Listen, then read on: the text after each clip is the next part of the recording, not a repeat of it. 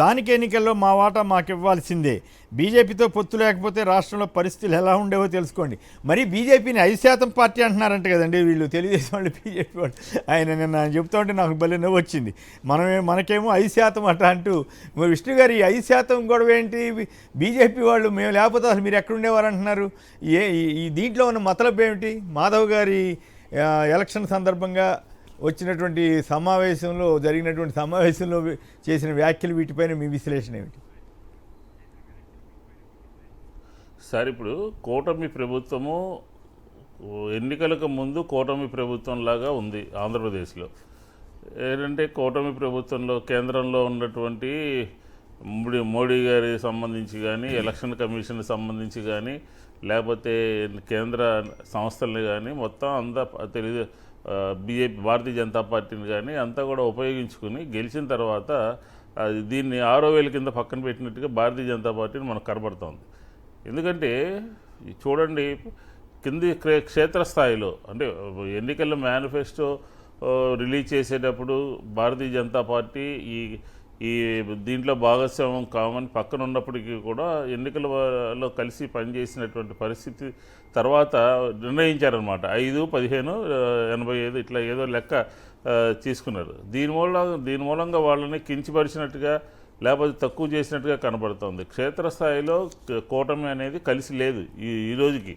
ఈ సంవత్సర కాలంలో అనేక రకాలుగా ఎమ్మెల్యేలు కానీ, మంత్రులు కానీ, లేకపోతే ప్రభుత్వం కానీ, వాళ్ళ ప్రభుత్వం ఉన్నట్టుగా జనసేనకు సంబంధించినటువంటి కార్యకర్తలు కానీ, భారతీయ జనతా పార్టీకి సంబంధించినటువంటి యంత్రాంగం కానీ, రెండు కూడా ఈ ఆంధ్రప్రదేశ్లో కూటమి ప్రభుత్వం ఉంది, మనకి మేలు చేస్తుందని ఆ రెండు వర్గాలు కూడా భావించట్లేదు.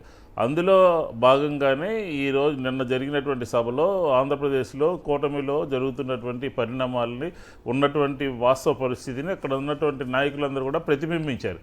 5% అంటే ఏ స్థాయికి మనం ఆంధ్రప్రదేశ్లో దిగజారిపోయామో అని చెప్పని కొంతమంది మాట్లాడుతూ, రాబోయే రోజుల్లో మనమే ఆంధ్రప్రదేశ్లో ఇండివిజువల్గా పోటీ చేసి గెలవాల్సినటువంటి పరిస్థితి ఉన్నది అని చెప్పని ఒక దిశ నిర్దేశం చేసుకున్నారు. అంటే మనకు అక్కడ అర్థమవుతుంది ఏంటంటే, కూటమి ఎన్నికల్లో ఉన్నటువంటి స్పిరిటు సంవత్సర కాలం పూర్తయిన తర్వాత ఆయా పార్టీల్లో, ఆయా వర్గాల్లో ఆ స్పిరిట్ లేదు అని చెప్పని మనకు స్పష్టంగా కనబడుతూ ఉంది. కాబట్టి భారతీయ జనతా పార్టీ ఈ యంత్రాంగం లేకపోతే కార్యకర్తలు, నాయకులు అందరి యొక్క భావన ఎలా ఉందంటే, మనల్ని చిన్నచూపు చూస్తున్నారు, మనకు పర్సంటేజ్ అని పేరు పెట్టి ఈ రకంగా చూస్తున్నారు. కేంద్రంలో ఉంది, కేంద్రంలో ఉన్నటువంటి నిధులతో నడుస్తుంది ఆంధ్రప్రదేశ్ ప్రభుత్వం. కాబట్టి మనకి ఆంధ్రప్రదేశ్లో సరైనటువంటి సముచితమైనటువంటి స్థానం లేదు కాబట్టి అనే ఒక దీంట్లో వాళ్ళందరూ కూడా వాళ్ళ మనోగతం ఉన్నట్టు కూడా నేను జరిగినటువంటి సభ ద్వారా మనకి స్పష్టంగా అర్థమైంది. అదే కాకుండా ఇంకో ఉన్నటువంటి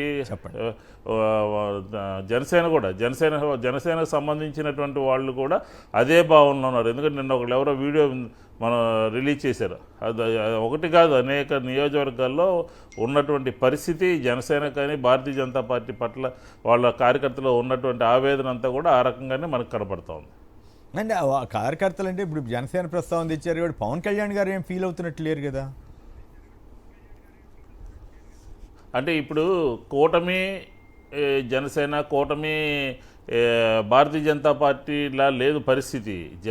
పవన్ కళ్యాణ్ గారు వాళ్ళ యొక్క యంత్రాంగం అంతా కూడా డిఫరెంట్గా వీళ్ళకి పవన్ కళ్యాణ్ గారు చేస్తున్నటువంటి యాటిట్యూడ్ కానీ, మాట్లాడుతున్నటువంటి మాటలు కానీ, పార్టీ నిర్ణయాలు కానీ, దానికి వ్యతిరేకంగా జనసేనకు సంబంధించినటువంటి యంత్రాంగం కూడా ఉంది. మన కింద ఇన్ని కష్టాలు పడతా ఉంటే, మన కింద ఇన్ని రకాలుగా మనం ఇబ్బందులు పడతా ఉంటే, ఈయన పైనుండి 30 సంవత్సరాలు ఉండాలి, 50 సంవత్సరాలు ఉండాలి అని చెప్పని మాట్లాడటము, అసందర్భంగా కూడా అనేక విషయాల్లో ఏకపక్షంగా మద్దతు ఇవ్వటము, మాట్లాడటము, ఇదంతా కూడా వాళ్ళకి నచ్చినటువంటి పరిస్థితి అయితే మనకు క్లియర్గా కనపడతా ఉంది, కొట్టొచ్చినట్టు కనపడతా ఉంది. హార్ట్ బర్నింగ్ అది గా పరిస్థితి. ఉందంటారు.